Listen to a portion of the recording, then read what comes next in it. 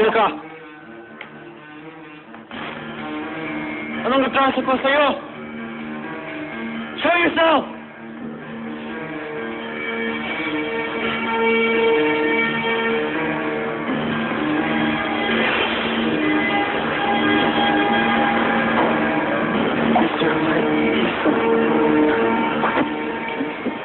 Why? Takang-taka nga ako sa'yo ang kulit mo yan. How many times do I have to tell you? Layuan mo ang anak ko. Yung sabihan na kita. Ano? Naintindihan ba yun? I'm sorry. So, I really tried, pero I really love your daughter.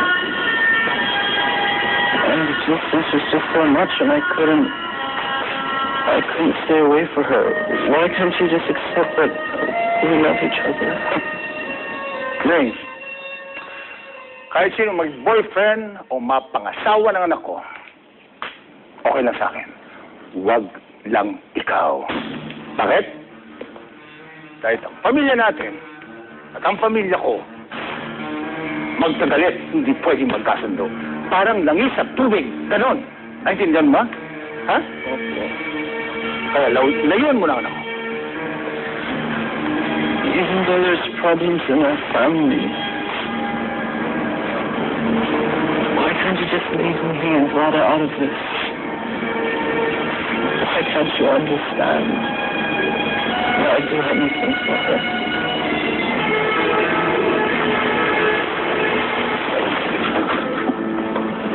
Kulit mo talaga, no?